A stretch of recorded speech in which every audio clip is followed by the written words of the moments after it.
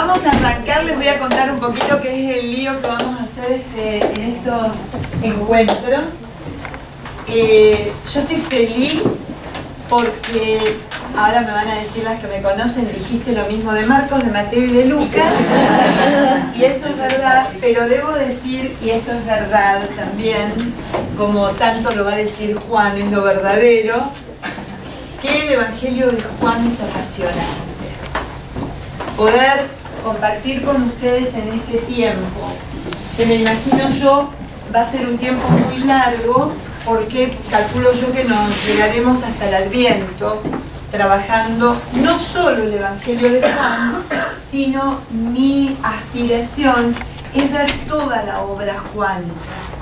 O sea, que ustedes cuando terminemos para Navidad sepan de qué se trata esta espiritualidad que acompañó a esta comunidad juánica a poner por escrito lo que nosotros conocemos como el Evangelio según San Juan, las cartas de Juan, que son 3, y el libro menos conocido, que no vamos a ahondar mucho, pero sí vamos a explicarlo, que es el Apocalipsis. Todo el mundo está en estos días con un lenguaje muy apocalíptico y me causa tanta gracia porque si algo tiene el Apocalipsis y lo último que tiene es un lenguaje de fin de los tiempos, es un lenguaje de destrucción, un lenguaje de algo que está por acabar, sino que Apocalipsis significa revelación. Y el Apocalipsis, que es la última de las obras que vamos a ver, de alguna manera, gracias, nos da el pulso para entender de qué se trata esto de Juan. Porque no se trata nada más y nada menos que de Apocalipsis. La palabra Apocalipsis significa revelación. Juan lo que hace con su obra es revelarnos dos cosas esenciales, que es un poco distinto, y ya vamos a ver algunas características propias del Evangelio, completamente distinto a lo que veníamos viendo en Lucas, en Marcos y en Mateo, ¿no? Es completamente distinto, porque Juan lo que hace es tomar la revelación de dos lados. Mientras trata de revelar quién es Dios, se mete en nuestro corazón y nos ayuda a que nosotros encontremos nuestra propia revelación de quién somos nosotros.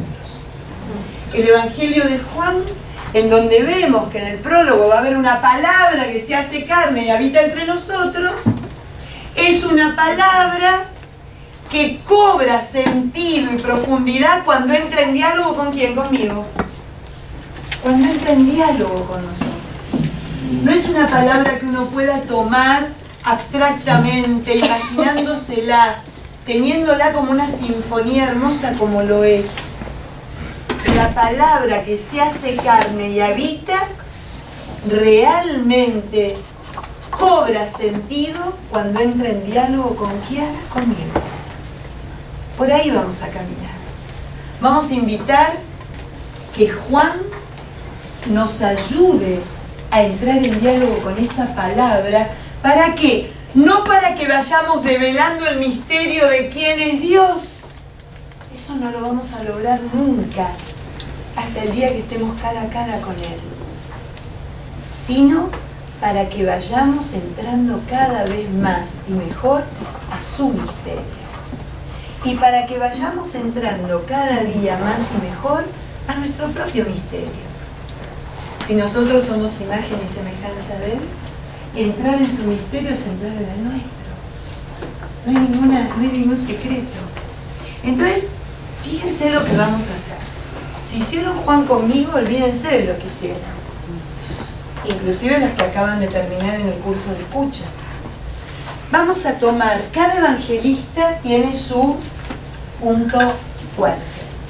Habíamos hablado que Lucas, la misericordia, ¿se acuerdan? Algunos de los que están acá hicieron conmigo el tema de la misericordia en Lucas, ¿no? Durante el año de la misericordia.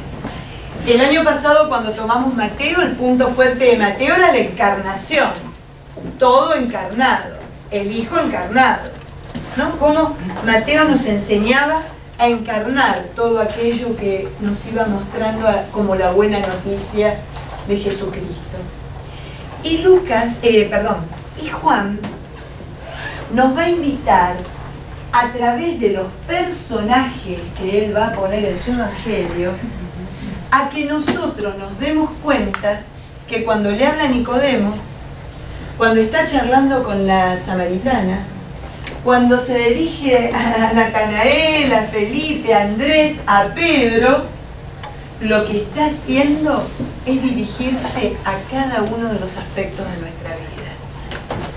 El Evangelio de Juan no habla de encuentros abstractos, sino que lo que quiere es encontrar a una persona del otro lado.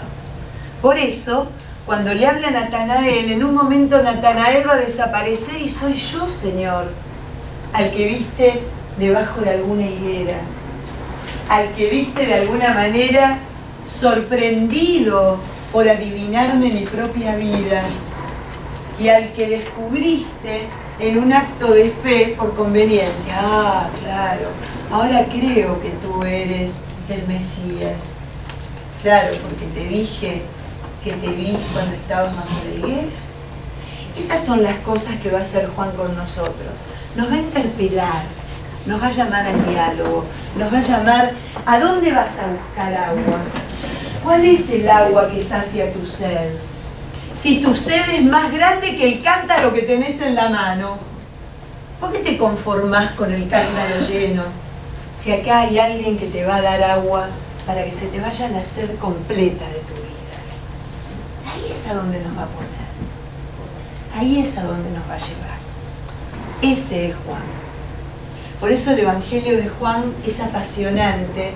Primero, porque fíjense qué cosa interesante. Juan fue escrito alrededor del siglo I. En el 100 se dice, los que saben, que lo puso por escrito fuera de Palestina, en una isla, se supone que en la isla de Patmos, a donde escribía, o tal vez en Éfeso, en algún lugar de Turquía hoy día, ¿no? En ese momento no se denominaba así. Fíjense que tiene, al ser escrito en esa época, una literatura, una filosofía, un lenguaje mucho más, de alguna forma, refinado y profundo que el resto de los evangelios, que no distan cronológicamente demasiado de la aparición del de Juan, ya que el que más nuevito, el más viejito, digamos, de los que tenemos escrito puede ser Marcos, que está entre el 75 y el 80, pero dista de la experiencia de la comunidad que puso por escrito este evangelio. Ahora me están mirando con esta cara, ya van a entender un poco más. Porque cuando empecemos, lamentablemente se los tengo que explicar quién lo puso por escrito, ¿no? Y van a empezar, ¿pero cómo puede ser? ¿Cómo no decir el evangelio de Juan? ¿Cómo no es Juan? Bueno, vamos a ver quién es Juan, de qué Juan está hablando, ¿no? Pero es lo que menos me importa, porque es palabra revelada, sea a Juan, a Pepe o a Francisco, es palabra revelada de Dios. Y ya vamos a ver también cómo entra en contexto esa palabra en orden a nuestra propia vida. Así que un poco eso es la invitación que les vamos a hacer a lo largo de este caminar. Vamos a tener una interrupción de 2 semanas, porque yo me voy a Israel. Nos vamos el 31 de octubre a Israel. Nos vamos el 31 de octubre y regresamos el 13 de noviembre. O sea que el 14 de noviembre, si Dios quiere, saben cómo vamos a venir. ¿Quieren que les cuente? Esperen a que lleguemos a ese momento. Así que salvo esas 2 semanas que están ya, yo les voy, si ustedes quieren, en el próximo email, que es donde les voy a enviar esto que apenas se nota, ya si Dios quiere, la semana que viene tengo mi cacharro, el viejito, a quien amo profundamente, porque es donde se ven divinos los PowerPoint. Este no se ve con la luz, así que no. Es para ustedes, lo van a poder leer ustedes, lo van a poder tener ustedes como información. Ahí hay un resumen de toda la bibliografía que yo consulto y en realidad lo hago para que ustedes vean. Así que nadie se va de este lugar si nunca me dio su email para poder enviárselo. Así que la mayoría tengo caritas conocidas, pero los que son por primera vez, quédense, o los que nunca recibieron un email, quédense que le tomamos nota para poder enviarles esto. Bueno, vamos a empezar con algo que elegí, que me encantó, que resume muchísimo lo que es el Evangelio de Juan. Nos ponemos en presencia del Señor en esta mañana, pidiéndole a la Santísima Trinidad que venga a nuestro encuentro y que nosotros nos dejemos encontrar por ella, en el nombre del Padre, del Hijo y del Espíritu Santo. Amén. No se puede aplazar la decisión. La decisión es para hoy. Hoy tienes que dar tu respuesta a la palabra. Hoy debes nacer de lo alto. Hoy debes dejarte encontrar. Hoy debes permitir a Cristo curar tu ceguera. Hoy debes empezar a caminar. Hoy debes elegir la luz. Hoy debes unirte a los adoradores en espíritu y verdad. Hoy debes pedir el agua viva si no quieres morir de sed. Hoy debes acoger el pan de la vida. Hoy debes convertirte. Hoy es el momento favorable. Tu hora es hoy, aquí, en esta situación concreta. La palabra es irrepetible, y si la dejas pasar sin responder a su llamada, no vuelve más. La cita decisiva es hoy. Una cita aplazada es una cita fallida. La única ocasión de tu vida dura para siempre. Te pedimos, Señor, que nos ayudes a estar en esta disposición, a vivir plenamente tu hoy, nuestro hoy, este hoy que nos une, este hoy que nos da este encuentro especial, este hoy que nos pone, como siempre, dos caminos para elegir, que siempre podamos elegirte a vos, que siempre podamos dejarnos encontrar por vos, dejarnos sorprender por vos, que siempre acudamos a vos por el todo, no por alguna parte, que siempre te pidamos lo imposible, porque sabemos en el fondo del corazón que si tú lo quieres, se va a hacer de esa manera. Te pedimos a vos que vivís, reinás y estás con nosotros, y sos el caminante que vive llevándonos a tu encuentro por los siglos de los siglos. Amén. En nombre del Padre, del Hijo y del Espíritu Santo. Amén. Eso es lo que veíamos recién, es hoy. Juan, como Lucas, tiene esta cosa del presente, nos enseña lo que es estar en presencia, nos enseña lo que es acoger esta palabra y hacerla tienda en nuestro corazón. Y yo les contaba recién algo muy interesante, que si bien hay como una especie de revelación de quién es Dios, hay una revelación también de quién somos nosotros, pero no desde un plano de orden intelectual. Si un camino nos ayuda a recorrer, Juan, es el camino de nuestro corazón. Lo intelectual tiene que quedar afuera. Les digo más, Juan, que recoge de una manera como ningún otro evangelista, ni siquiera Mateo, el mundo judío, la espiritualidad judía, la creencia judía, nos va a invitar a ponernos como Moisés, descalzos, frente a la revelación. ¿Eso qué significa? No traigan nada, no traigan nada. de ustedes, porque lo que ustedes traigan de preconcepto va a hacer de que haya más dilación en que puedan entrar dentro del ministerio. Eso es lo que nos dice. Juan nos ayuda y nos pide que nos deshagamos. ¿Despojemos? Está bien, gracias. Deshagamos, despojemos de todo preconcepto que traigamos en los bolsillos. Cuanto más dispuestos estamos a no ofrecer nada y a querer descubrirlo todo, ¿vamos bien? A no ofrecer nada, pero a querer descubrirlo todo, más rápido se va a dar este encuentro. Fíjense qué cosa más curiosa, no se ve nada, bueno, voy a declinar en esto, intenté, pero no se ve nada, pero ahí hay... Se ve, Patri, no sé así. Se ve, bueno, acá hay un águila,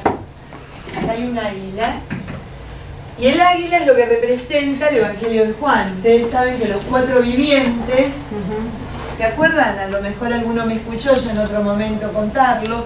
Los 4 vivientes que hablan algunos libros, especialmente el Apocalipsis, algunos profetas, el profeta Daniel. Jerónimo lo toma como que son los representantes de cada uno de los evangelios. Es así como el león representa a Marcos, el hombre o el ángel representa a Mateo, el toro representa a Lucas y a Juan lo representa el águila. Y eso es justamente lo que es Juan, porque Juan tiene una capacidad increíble de, como el águila, subir a las alturas más impenetrables sin perder de vista la realidad. El águila puede estar volando a cientos de metros sobre el piso, pero cuando hay una ovejita que puede agarrar para alimentarse, un corderito, baja y la toma, ¿no? Esa es la capacidad que tiene cualquier animalito pequeño. Y uno dice, ¿pero cómo lo vio? Y sí, lo vio. Bueno, Juan es eso. Entra en lo más alto sin perder de vista lo más concreto. Y es por eso que es interesante. Es por eso que se lo denomina también el Evangelio contemplativo por excelencia. Pero es contemplativo, siempre recuerden, en las 2 vías. Contemplo a Dios, que se me revela a través de los sentidos, porque me dice, miren qué interesante, Juan, soy la luz, soy el pan, soy la puerta, soy el buen pastor, todo lo que nos va a decir a lo largo del Evangelio de Juan. Soy el agua, a través de los sentidos, pero ¿para qué? Para llevarnos a un punto mucho más profundo que la cosa concreta, para hacernos penetrar a un sentido de mayor profundidad.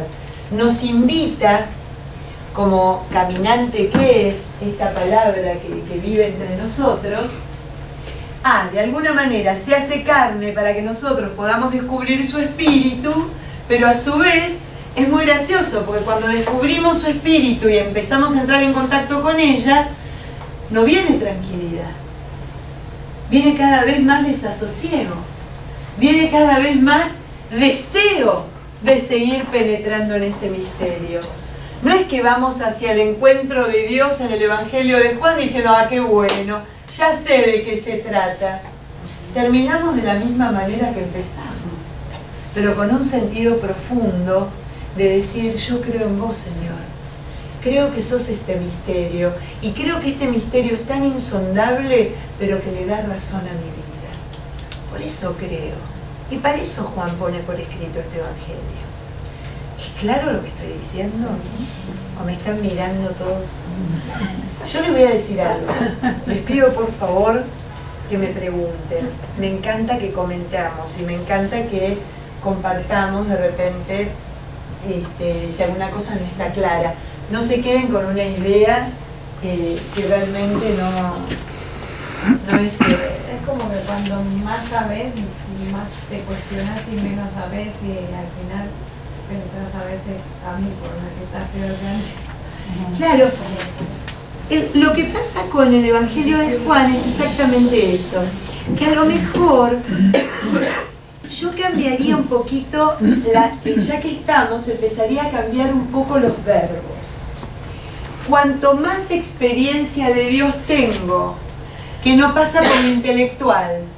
Juan, por ejemplo, va a ser el evangelio que me diga, por más que sepas la teología entera, la experiencia de Dios pasa por otro lado. Pasa por dejarme encontrar en un pozo al mediodía. Pasa por cuando estoy tirado al borde del camino, me deslumbre la pregunta del Señor, porque sabe lo herida que estoy, preguntándome, escúchame, Patri, ¿querés curarte? ¿Realmente querés curarte? Porque ahí es a donde va. No me deja volando en lo intelectual, en lo cognoscitivo, en aquello que puedo adquirir enciclopédicamente. Saberse de memoria el Evangelio de Juan no es entrar dentro de la experiencia de Dios. Entro en la experiencia de Dios cuando me corro de espectador, de aprendiz, ¿no? De alguien que está recibiendo, y me meto en este juego como un protagonista. Yo soy el protagonista del Evangelio de Juan. Es ahí a donde me quiere llevar. Ahí es a donde quiere que yo me ponga. Quiere que realmente experimente este encuentro con la luz, con el pan, con la puerta, con el buen pastor. Y va a ser tan lindo, porque fíjense que nos vamos a encontrar con un Jesús que a cada ratito, como nunca lo hizo ningún otro evangelio, va a decir, yo soy la verdadera vid, yo soy el verdadero pastor, yo soy el verdadero pan bajado del cielo. Vamos a encontrar esta palabra verdadero permanentemente y recurrentemente repetida. ¿Y por qué? Porque me quiere convencer que deje de concurrir a lugares que no son verdaderos, para buscar lo que me sacia, para buscar lo que me ilumina, para buscar el camino que me lleva a la verdadera vida. Este Cristo de Juan no se molesta porque yo no encuentro, no busque. Se molesta cuando busco en lugares que no son Él.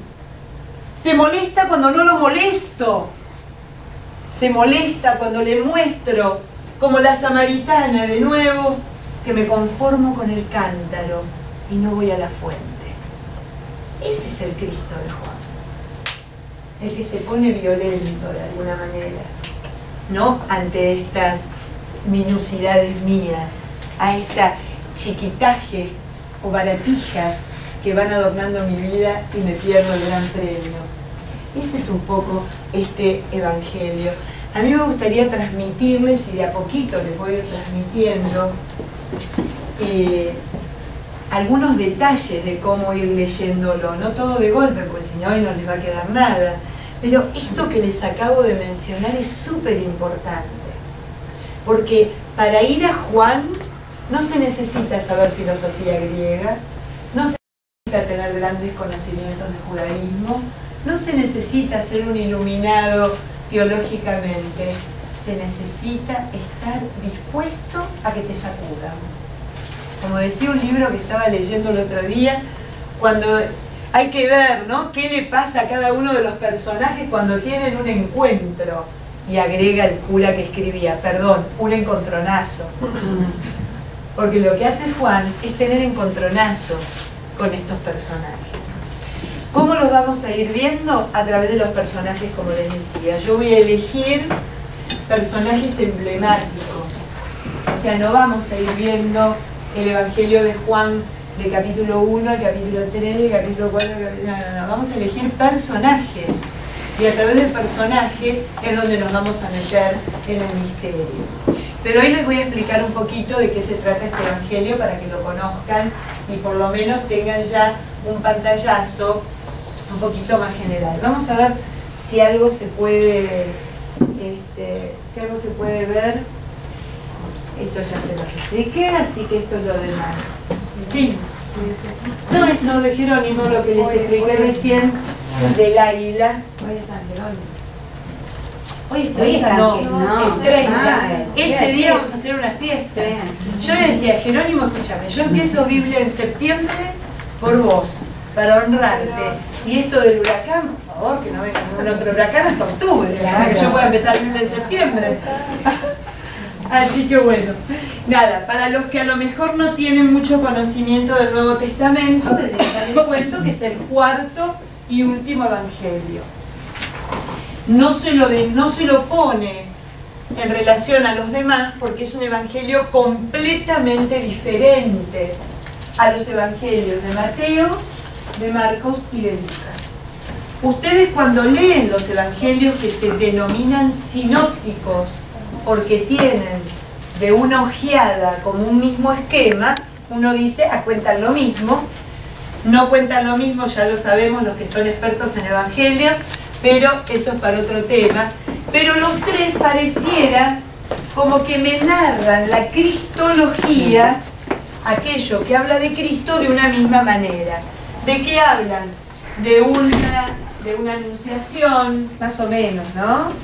De una encarnación y de un ir descubriendo a Jesús a lo largo de su peregrinar hasta Jerusalén y hasta decidir entregarse, porque se entrega a Él, para la redención y la salvación de todos nosotros. Un poco es, vemos Marcos, vemos Lucas, vemos Mateo, que nos va narrando una infancia, ¿no? Nos va narrando las tentaciones, la vida pública, ¿no? Hasta que lo vemos enseñando y como todos conocemos a través de parábolas, curando, haciendo milagros, multiplicando panes y demás. Juan hace todo lo contrario. Juan desde el capítulo 1 ya me dice quién es Cristo. Es la palabra que vivía junto al Padre desde todos los tiempos y esta palabra que se hace carne, como les decía hace un ratito, habita entre nosotros, me pone de entrada en una disyuntiva. Y ese es el drama de Juan. La disyuntiva de Juan es, ¿la tomo o la dejo? ¿Elijo la luz o las tinieblas? ¿Elijo el día o la noche? ¿Elijo vivir según el cuerpo, que van a ser los sentidos, mi vida superficial, o el espíritu y la vida eterna?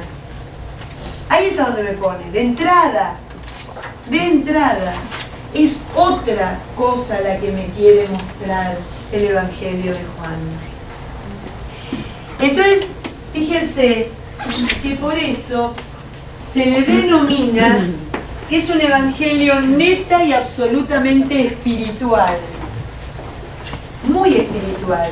Pero ojo, cuando digo espiritual, no digo de que es un evangelio que no tiene nada que ver con el ser, que no tiene nada que ver con la vida encarnada, que no tiene nada que ver conmigo. Lo que les decía cuando empezamos, es un evangelio netamente espiritual, porque el Espíritu Santo tiene una connotación muy importante dentro de él, pero es un evangelio que me enseña que lo espiritual está en relación a lo vital, que no lo puedo dejar de lado.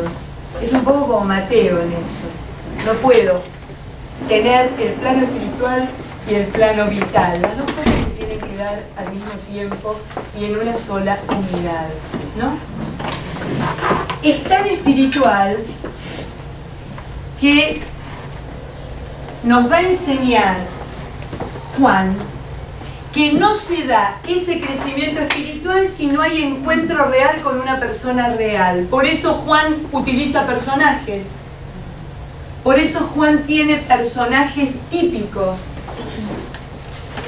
Porque eso es lo que nos quiere decir. Por eso necesita al paralítico de nacimiento, a la mujer que la agarraron infraganti cometiendo adulterio, a Nicodemo, que era un hombre sabio y que tenía un montón de dudas. Por eso, ¿no? O sea, es espiritual, pero no olvida la humanidad.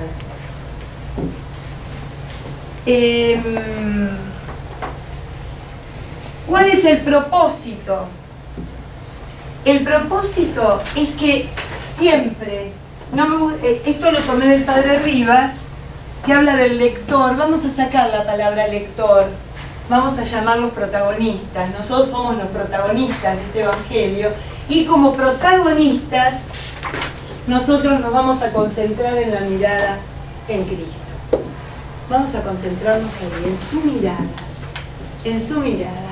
Es muy lindo concentrarnos en la mirada de Cristo, por aquello que les decía en la introducción.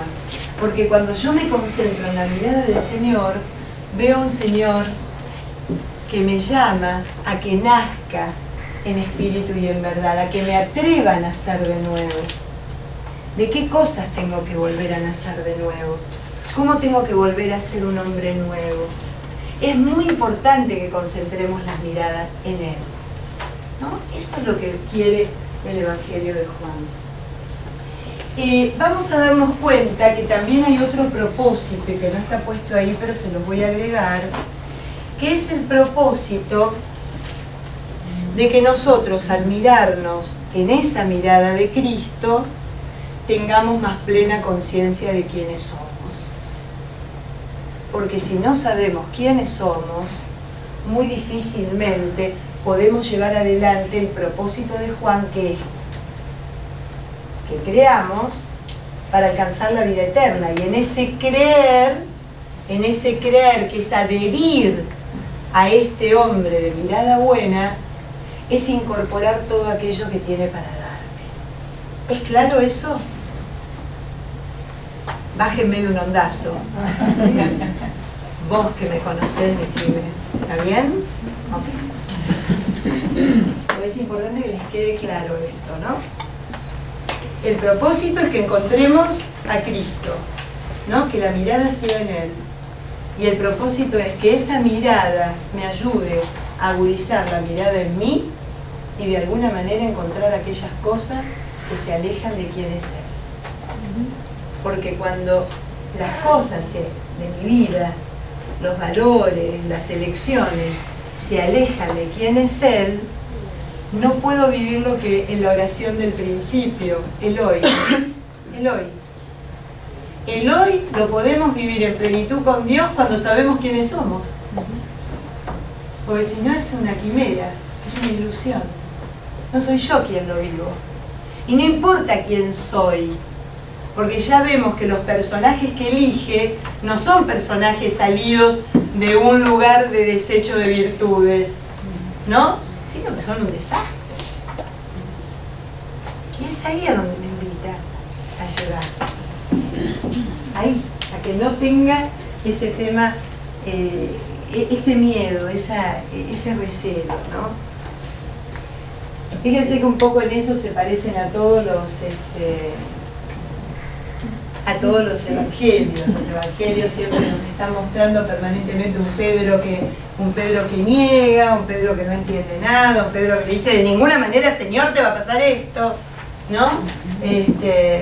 Los metidos de pata, yo quiero estar sentado a la derecha y a la izquierda, Señor. ¿Y quién es el más importante? Veníamos discutiendo. No, o sea, a ver, sus más cercanos son los que más muestran la hilacha. No hay problema, porque así somos. El tema es reconocerlo. Sí. Yo cuando decías es como una luz que me lleva a bucear adentro mío las profundidades de mi ser. ¿Cómo no quedarse a veces en eso, ¿no? En la víctima y poder pasar a lo que Jesús quiere, a mirarlo a Él? Fíjate que el Evangelio de Juan nos muestra cómo, como le dice uno de los curas que me encantó, este caminante, este señor que camina conmigo, me ayuda a caminar ese recorrido hacia mi corazón, pero no me deja solo.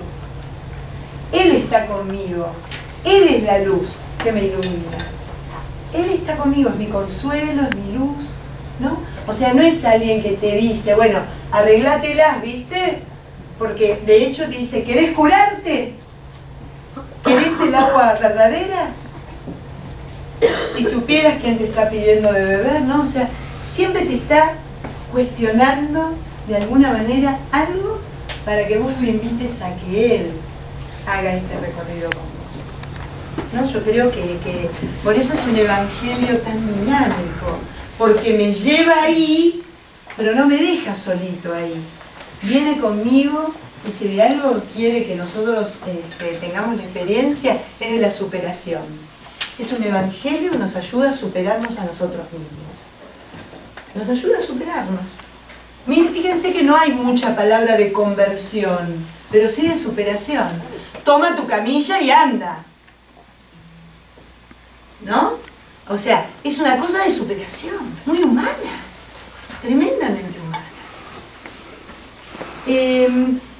Algo para que ustedes nada más se ubiquen en tema, ya lo van a poder leer acá, pero para que entiendan un poquito más el Evangelio de Juan. Juan es un hombre, el evangelista, es un hombre muy preocupado de las cosas que sucedían en su época. En su época estaba este drama de que el judaísmo se había separado del cristianismo. Justamente este evangelio es el evangelio bisagra. Es el que muestra la separación entre el cristianismo y el judaísmo. Eso se da aproximadamente en el año 100, cuando se pone por escrito, un poquito antes, cuando después de la destrucción del templo de Jerusalén en el año 70, el judaísmo estaba prácticamente condenado a la desaparición. Entonces un grupo de judíos, alrededor del 90, reuniéndose en una ciudad próxima a Jerusalén, hacia el norte, se reúnen allí, en Yavne, y deciden dar una impronta, un nuevo judaísmo, las bases de un nuevo judaísmo. Y ahí se estipula que ninguno que no tome la Torá hebrea como su fuente de inspiración y de revelación es considerado judío. O sea, ¿qué pasaba con los cristianos? La mayor parte de los cristianos, de los judíos conversos, tenían como texto la Torá griega, la que había sido traducida al griego, y utilizaba dentro de la Torá griega, voy a hablar correctamente, del Tanaj o Biblia hebrea, porque es más que la Torá son solamente los 5 primeros libros, mientras que el Tanaj es toda la Biblia del Antiguo Testamento completa. En griego tenía textos que avalaban y profundizaban la persona de Cristo como Mesías, pero estaban escritos en griego. Entonces, ¿qué hacen los judíos? Esos libros no son revelación de Dios. Los judíos seguimos la Torá escrita estrictamente en hebreo, como fue revelada, o a lo sumo en arameo. Entonces, al quitar todas las partes griegas, los judíos conversos al cristianismo, que seguían yendo a la sinagoga, ya no eran aceptados porque caían con un Tanaj y con un modo de oración completamente distintos a los palestinenses, a los que estaban conservando la tradición palestina. ¿Me siguen con esta diferenciación? ¿Por qué se las hago esta salvedad? Porque van a encontrar en Juan un término que choca muchísimo. Los judíos, constantemente, si hay un evangelio antisemita, es el de Juan. Porque vive hablando de los judíos, los judíos, los judíos y los judíos. Pero ¿quiénes eran estos judíos? Si la mayoría de los apóstoles eran judíos. Si él era judío, todo el mundo era judío. ¿Quiénes eran? Justamente los judíos engloba a este grupo que se separa y que forma el judaísmo nuevo y que no quiere saber nada con el cristianismo naciente, que hasta entonces practicaba y se reunía ¿dónde? En la sinagoga. Porque los judíos que se convirtieron al cristianismo tomando a Cristo como Mesías, no hicieron la primera, se llamaba iglesia por congregación, pero se seguían reuniendo en la sinagoga. ¿Por qué? Porque eran judíos que creían en el Mesías, en Cristo Jesús. Entonces no encontraban diferencia, ellos seguían practicando el Shabbat, practicaban también el domingo, seguían la ley de Moisés, no comían cerdo, se circuncidaban, tenían toda una práctica judía, pero con la incorporación de Cristo como el Mesías. Estos judíos le dicen a esos judíos, ustedes no pertenecen ya más acá. ¿Y por qué les cuento esto? Porque se van a encontrar en muchísimos pasajes del Evangelio de Juan, esta persona no abría la boca por miedo a los judíos y por miedo a ser echada de la sinagoga, como ser los padres del ciego de nacimiento. Era, bueno, sí, era bastante violenta, por supuesto, porque ellos consideraban de que era una blasfemia, ¿no? Que un hombre sea llamado y denominado hijo de Dios. Para un judío, donde Dios, el concepto de Dios era tan trascendente que ni se podía mencionar su nombre, era absolutamente blasfemo, iba contra la propia ley que ellos practicaban. Entonces, era una cosa. Y la violencia, ¿cómo se ejercía? Ya te dejo enseguida. La violencia, ¿cómo se ejercía? De una manera terrible. Se echaba de la sinagoga. Y créeme que cuando alguien era echado de la sinagoga, era echado de sus trabajos, de su aldea, de su familia. Eso era una violencia, que a lo mejor no le partían un palo en la cabeza, ni le cortaban la cabeza tampoco, pero la violencia que sentía esa familia o esa persona era tremenda. Dejaba de ser, dejaba de tener un lugar de pertenencia, dejaba de poder tener una referencia, ¿no? Yo soy de la tribu de, olvídate, ya no digas más eso porque no formás parte de nuestra comunidad judía. Entonces había una violencia ejercida, ¿no? Vos querías hacerme una pregunta. Solo para entender un poco, yo creo claro. que como que la diferencia a partir de Cristo, ¿no? Cuando se separa. Pero entonces ya había desde antes en la Torá griega como diferencias entre la hebrea y la griega. El problema pasó, o sea, la Torá griega, no la Torá, vamos a hablar bien, la Biblia griega, okay, porque la Torá es única, está escrita en hebreo, nunca fue escrita en griego, sí fue traducida, pero escrita, revelada fue en hebreo. Acuérdense ustedes que el Pentateuco empieza a ponerse por escrito en el siglo IX a.C., durante el reinado de David y después de Salomón, y concluye aproximadamente en el siglo IV a.C. Pero después del siglo IV, todos los judíos que vivían fuera de Palestina hablaban el griego y practicaban su judaísmo. Entonces, ¿qué pasó? Hubieron escritores sagrados que tuvieron la revelación de Dios, como Sirásida, Ben Sirá, o eclesiástico, o el Eclesiastés, ¿no? O el libro de la sabiduría, que fueron escritos directamente en griego. Esos libros para los judíos, afuera, son los 7 famosos libros deuterocanónicos que algunas Biblias de ustedes, como esta, permiso, vean, como esta lo tienen, ¿ven? Santa Biblia con deuterocanónicos, porque es una Biblia para protestantes y católicos. Entonces está completita, pero los deuterocanónicos, o estos 7 libros escritos en griego, están al final del Antiguo Testamento. ¿Vamos bien? Para que en la Biblia católica están, sí. Claro, claro. Nosotros tomamos lo que se llama el canon griego. El cristianismo tomó el canon griego e incorporó tanto lo hebreo, lo arameo, como lo griego. Se incorporó absolutamente todo. Pero entonces los judíos que se convertían, que eran cristianos, ¿qué les pasaba? No les pasaba nada porque formaban lo que el Evangelio de Lucas nos narra acertadamente, las comunidades cristianas. Pero ¿qué pasaba con esas comunidades? Esas comunidades se seguían reuniendo en 2 lugares específicos. Se reunían en las casas, donde compartían el pan y hacían justamente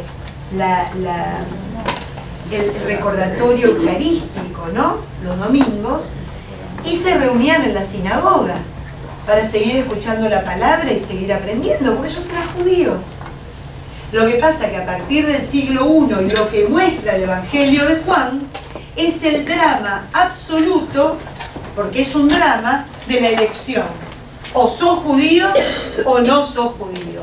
O seguís la Torá o seguís a Cristo. El drama, como es el Evangelio, es al revés. O seguís a Cristo o lo rechazás. O seguís sus enseñanzas o las rechazás. Ese es un poco el espíritu que nos va a mostrar Juan. Por eso yo les digo que es un autor preocupado por su época, porque va a poner en relieve todos los problemas que surgían en ese momento. Y el problema central es con los judíos. El segundo problema central, ¿saben quiénes son? Algo increíble, pero que está en esta época que fue escrito. Es increíble lo que les voy a contar. Los bautistas, los discípulos de Juan el Bautista. Los discípulos de Juan el Bautista se negaban a reconocer a Cristo como el Mesías. Entonces, ¿por qué nos damos cuenta de eso? Por la cantidad de explicaciones que Juan el Bautista le da a su comunidad y que está puesta en el Evangelio de Juan. Por favor, síganlo a él. Ya está, yo ya fui. Es a él a quien... Ese es el Cordero de Dios que quita el pecado del mundo. En el capítulo 1 está. A él síganlo, no a mí. Yo no soy nadie más que una voz que clama en el desierto. Entonces, Juan constantemente, vamos a ver, no en los primeros capítulos, sino a lo largo de todo el Evangelio, vamos a ver cómo constantemente el dilema con los bautistas es grandioso. Es impresionante, ¿no? Así que ese es otro de los grandes problemas. Y por supuesto, tiene el problema con los romanos, y eso lo vemos claramente en el encuentro, que es una de las partes que más amo, que es el diálogo de la pasión entre Jesús y Poncio Pilato, ¿no? Ahí queda de una manera plasmada este diálogo de Poncio con Jesús, cuya pregunta más importante es la que le hace Poncio Pilatos a Jesús. ¿Y cuál es la verdad? ¿Y cuál es la verdad? ¿Cuál es la verdad? Pues un poco el latir de todo el Evangelio de Juan, llegar a esa verdad. Y miren cómo será de malito Juan, que no contesta Jesús. No contesta porque ¿qué hace Poncio Pilato? Pregunta qué es la verdad, se da media vuelta y se va. No se queda para escuchar la respuesta. Decirnos a nosotros la verdad es algo que hay que seguir buscándola, a pesar de que Jesús en otro momento dice: yo soy la verdad, el camino y la vida, ¿no? Pero es como este misterio insondable e inacabable. ¿Vamos bien? ¿Qué hora es? Perfecto. ¿Todavía tienen un poco de pila? Otro problema grande que surge para que ustedes vayan entendiendo el ambiente. Ya había un grupo filosófico religioso bastante entretenido y bastante extremista que se denominaban los gnósticos, ¿no? El gnosticismo, los gnósticos, de la gnosis. Gnosis, que significa conocimiento. Y estos gnósticos, que ya habían empezado a dar su caminar en el judaísmo, cuando encuentran este Evangelio de Juan estaban felices de la vida. Por esta cosa que yo les decía que Juan nos pone, en Juan no hay matices, en Juan es blanco o negro, ¿no? Es tómalo o déjalo, es como un evangelio que no tiene matices. Entonces los gnósticos dijeron: chao, Juan es un evangelio gnóstico, es de los nuestros. Pues no, señor, porque una de las cosas que pasaba en el gnosticismo era que tenían una consideración muy alta y eran devotos prácticamente de toda la vida espiritual del hombre, y rechazaban de una manera absoluta todo lo carnal. En Juan no pasa eso.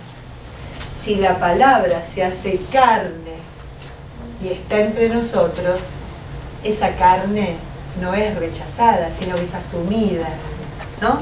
Y querer entrar en esta humanidad para que nosotros podamos penetrar en la divinidad. ¿Vamos bien? Así que el tema de los gnósticos fue bastante interesante, y les digo más. Por los gnósticos se tardó muchos siglos en incorporar al Evangelio de Juan como canónico, porque se lo tildaba, los primeros pensadores tildaban al Evangelio de Juan como un evangelio gnóstico, como un escrito gnóstico, hasta que, por esto que les digo y por otras cosas más que dice el Evangelio, se dieron cuenta que no tenía nada de gnóstico, que era realmente otra cosa completamente distinta, ¿no? Daba valor a lo encarnado, no desechaba lo encarnado, sino que le daba valor a lo encarnado. Fíjense, esto es muy interesante para que ustedes terminen de entender un poquito.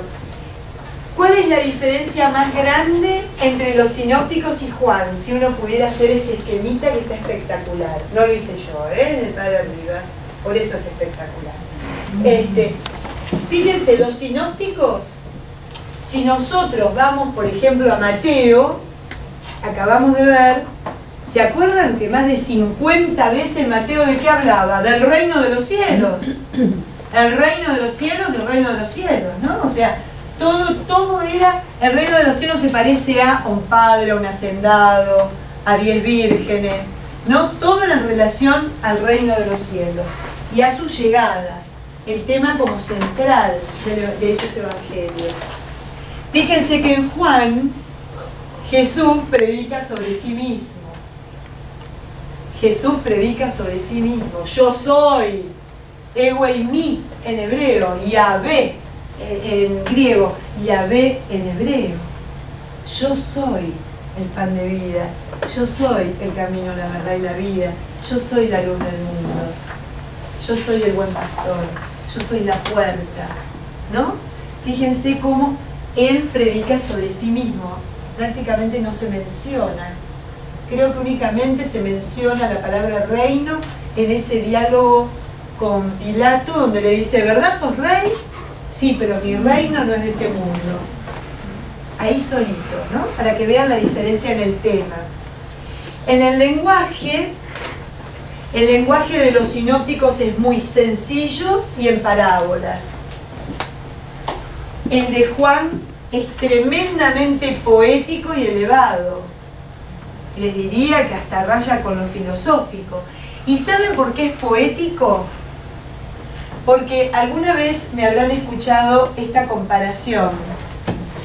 Juan hace lo que el poeta, por ejemplo, para que antes de terminar la idea, comparación hecha por el padre Larrañaga en un libro que me encantó y por eso lo tomo. Acá hay una rosa, hay un grupo de botánicos y hay un grupo de poetas. El grupo de botánicos toman a la rosa y la explican. El grupo de poetas es tomado por la rosa. Por eso es poético. No porque me haga poesía, sino porque me hace algo en mí, porque me toma, como el poeta. Por eso es poético. ¿Entienden la diferencia? Y qué hermoso, porque nunca puede ser tomado. Porque cuando más me dejo tomar por él, más siento que estoy cada vez más lejos de su misterio, pero enamorada de su misterio. No asustada, enamorada de su misterio. ¿Entienden la diferencia? Por eso, en este plano, no me pide que sea inteligente, me pide que me deje tomar, me pide que me deje arrobar, que me deje sacudir, que me deje enamorar, como diría Jeremías. Sedúceme, ese es Juan gritando con Jeremías, sedúceme, Señor, para que yo pueda decir que te experimenté en mi vida. Ese es el verdadero, la gran diferencia. El lugar donde actúa Jesús en los sinópticos es 80% en Galilea, 85% en Galilea y un 15% en Jerusalén o la Judea. En Juan es todo lo contrario, es un 90% en la Judea. Y me atrevería que de la Judea, la gran mayor parte del tiempo está en los alrededores del templo y en el templo. ¿Por qué? Porque esa es otra de las cosas que me invita. Vos tenías una idea de templo, sacátela de la cabeza, porque el templo que te voy a mostrar yo es otro. Tenías una idea de la religión relacionada con ese templo, sacátela de la cabeza, porque la manera que quiero que te religues a mí pasa por otro lado. Por eso es que es en Jerusalén y no en la Galilea. porque es importante desestructurar, lo que está tan seguro dentro nuestro y que nos quita la posibilidad de seguir sorprendiéndonos. ¿Va claro? Fecha de la muerte de Jesús es absolutamente distinta, completamente distinta, casi todo es ejecutado y muere después de la Pascua. Para Juan, muere en el momento en que mueren los corderos que van a ser utilizados para la Pascua. O sea, antes, ¿no? Por eso es... ¿Pero por qué? Porque acuérdense que se utilizan los signos como para que nosotros podamos entender el misterio. No es un libro de cuentos, no es una historia, no es cronología, no tiene por qué coincidir, sino tengo que dejarme llevar a donde me lleva. Pero yo creía que nosotros creíamos que Jesús lo mataron después de la Pascua. Bueno, la Iglesia, ¿por qué hace? Fíjate, el Jueves Santo, sí, ¿qué hacemos? ¿Qué cosa? Hacemos la última cena, la celebración de la primera Eucaristía y la institución del sacerdocio.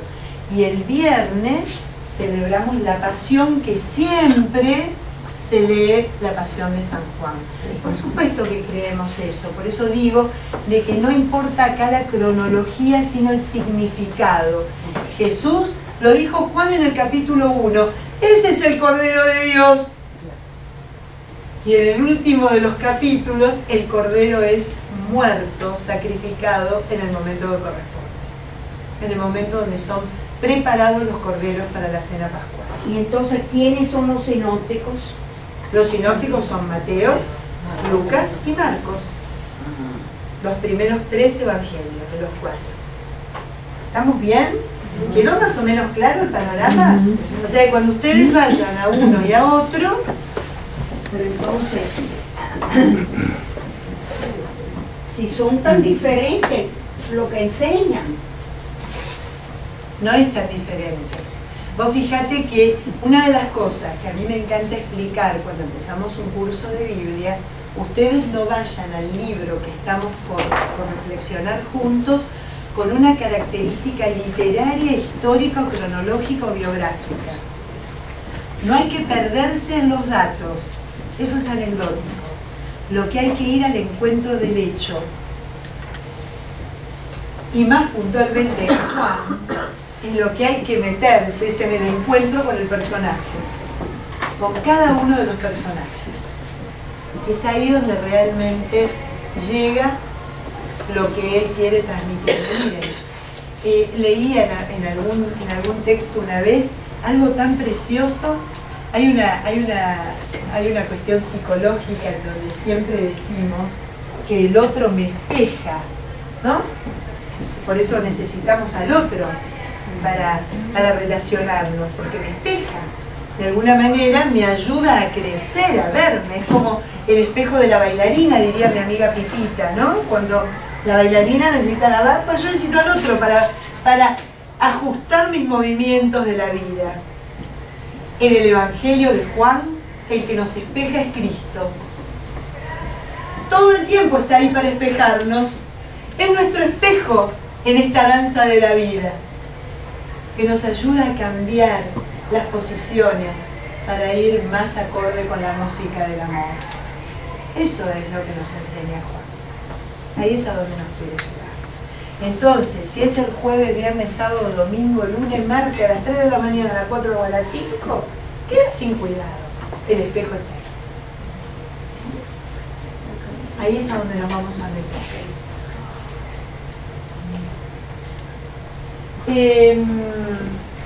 Bueno, con esto voy a terminar. ¿Quién escribió el Evangelio? ¿Quién escribió el Evangelio? Esto parece, ¿vieron? ¿Es un pájaro? ¿Es un avión? ¿No es Superman? Todas las preguntas que le puse ahí. ¿Fue Juan Evangelista el autor de este Evangelio? ¿Fue el discípulo amado? ¿Fue el apóstol Juan? ¿Fue la comunidad? ¿Qué concluye la Iglesia? Es que los 4 tuvieron que ver. Juan estaba un poquito viejo, muchachos, para escribir el Evangelio. Por más que fuera el más joven, estaba viejito ya a esa altura. Pero los 4 tuvieron que ver. ¿Por qué?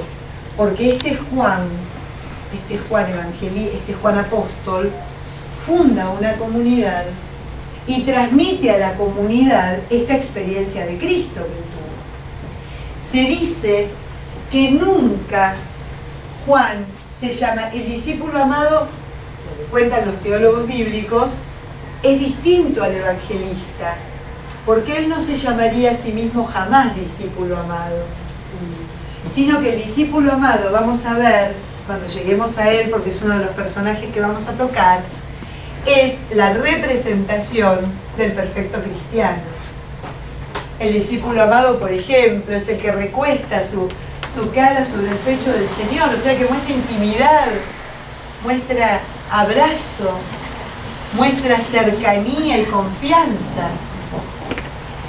El discípulo amado es aquel que no huye de los pies de la cruz, sino que se queda ahí. Y el discípulo amado es el que cuando entra al lugar donde había estado puesto, ¿no?, el cuerpo de Jesús, después de haberlo bajado de la cruz, mirando los lienzos tirados al costado, dice el Evangelio que miró y creyó. ¿Quién que creyó?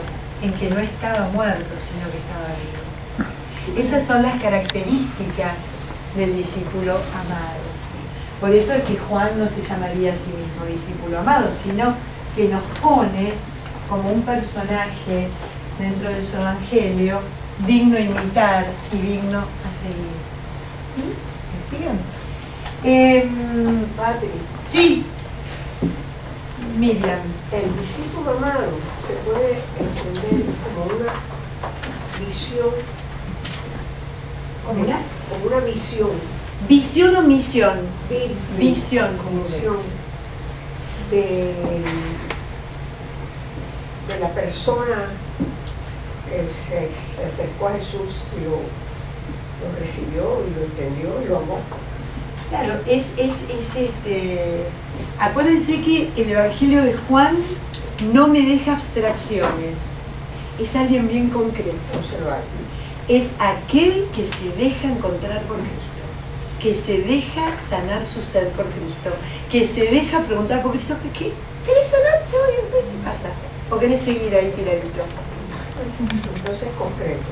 Es concreto, es el ser humano concreto que cuando tiene esa experiencia de Cristo, cree y logra en él la vida eterna, que es hoy, no es mañana. Acuérdense cómo empezamos, hoy. Sí, Marisa. Yo veo que hay unas veces es el discípulo amado, pero hay otras veces que se refiere como el discípulo al que ama. Ah, sí, bueno, pues esas son traducciones. Pero es diferente. Pero son porque entonces el que traducciones. ama es Cristo y él es el objeto pasivo del amor. El discípulo amado es amado por Cristo. Amado por Cristo, pero Claro. es que ahí empieza el tema. Marisa, si supiéramos que el gran problema que tenemos los cristianos y los hombres en general es la incapacidad de sentir el amor que tienen por nosotros. Si nosotros podamos descubrir lo amados que somos, desde ese amor amaríamos mucho más. Por eso Juan no deja nada librado al azar. Es un evangelio tan humano, que me toca. Por eso les decía, cuando vayamos viendo a través de las semanas los personajes del evangelio, van a ver cómo desaparece el personaje y quedo yo en carne viva.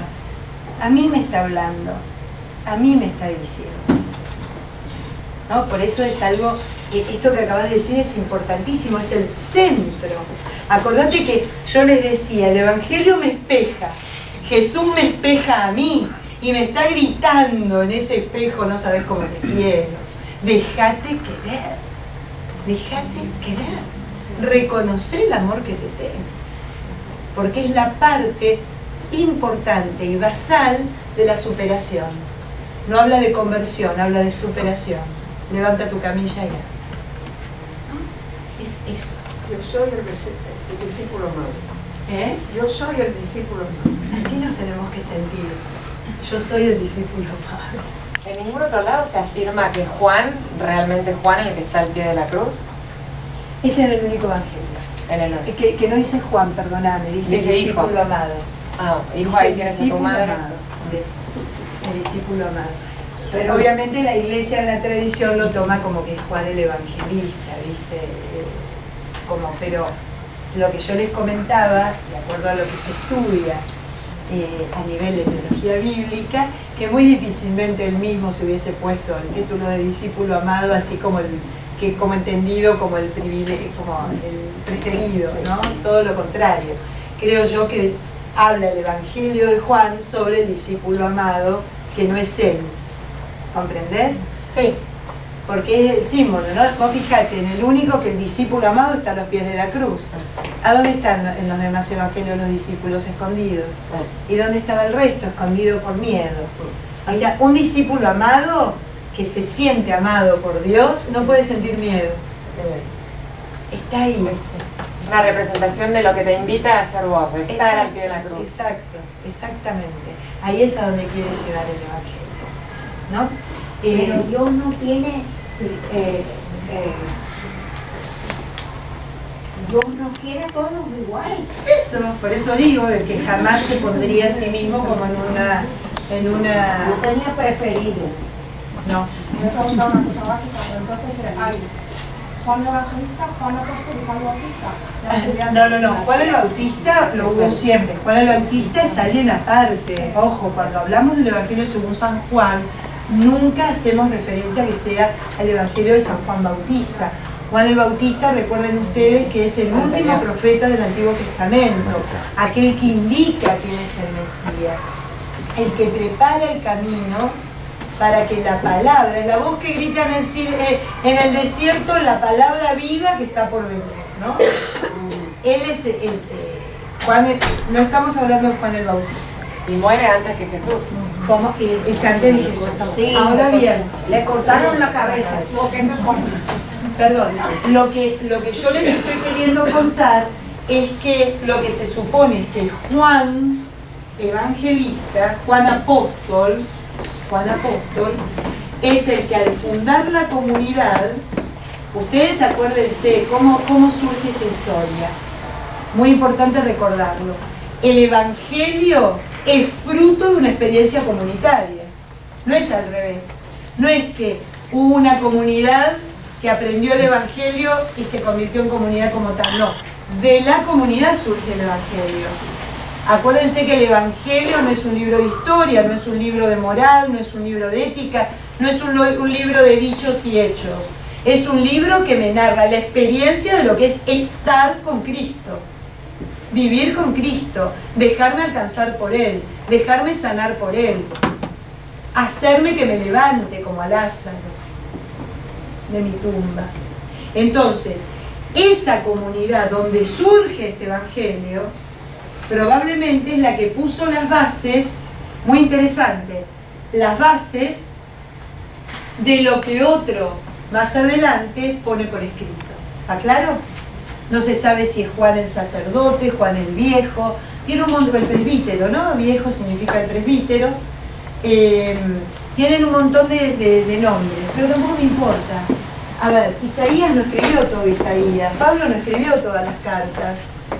David no escribió todos los salmos y Salomón no escribió todos los sapienciales y no por eso le quita valor a lo que yo leo, porque es la palabra de Dios que entra en mi corazón. ¿Vamos bien? Pero bueno, yo les estoy haciendo una introducción y tengo la obligación de explicarles esto. Los que más hacen alusión y ponen luz sobre esto son los padres de la iglesia, porque los padres de la iglesia, que algunos siguen inmediatamente a los apóstoles, sabían y dejaron por escrito cómo venía la mano con los evangelios y cómo fueron surgiendo. Nació otro nieto. El año pasado a esta altura había nacido un nieto, por eso. Así que yo Una se lo... amiga mía que dijo que venía, pero no vino. Qué barbaridad, qué barbaridad. Entonces lo que vamos a hacer es esto se los voy a mandar. Esto tiene tecnicismo puro Esto es explicación de lo que es el Evangelio de Juan. Es una explicación de lo que es el Evangelio de Juan. Yo no quiero hacer esto con ustedes. Yo quiero encontrar al Cristo del Evangelio de Juan en cada uno de los personajes a partir de la semana que viene. Entonces lo que yo les voy a pedir es que lo lean, le den una ojeada, está muy escrito, está muy explicado, y si tienen alguna duda me la preguntan, por supuesto, pero me encantaría ya empezar con los personajes. Así no perdemos tiempo. Yo quiero, sí, empezamos el viaje, exacto. Empezamos a andar con el caminante, con este caminante que nos quiere llevar lejos para que estemos cada vez más cerca. Bueno, esperen, no se vayan, hacemos uno. ¿Les parece bien?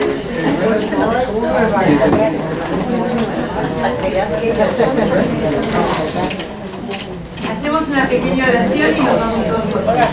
En nombre del Padre, del Hijo y del Espíritu Santo. Te damos gracias, Señor, porque nos acompañaste en esta mañana, porque nos das esa pasión en el corazón para poder entrar cada vez más en tu misterio y para poder entrar en el nuestro propio. Te pedimos que abramos nuestro corazón a esta presencia tuya, a esta palabra tuya que, como siempre, quiere hacer morada en nosotros y caminar con nosotros cada paso que demos en nuestra vida. Te pedimos que nos acompañes, te pedimos especialmente en este tiempo que acompañes a los que están padeciendo todos los problemas con el huracán María y con los que quedaron dolidos y damnificados con el huracán que tuvimos la semana pasada. Te pedimos que des consuelo, fortaleza y que no dejes que se apague la esperanza. Y también que hagas de nosotros instrumentos tuyos para que podamos ayudar con un corazón generoso a todos los que lo necesitan. Te lo pedimos a vos, que vivís, estás y caminás con nosotros, por los siglos de los siglos. Amén. Con el Padre, con el Espíritu Santo. Amén. Es un desastre lo que está pasando en Dominica.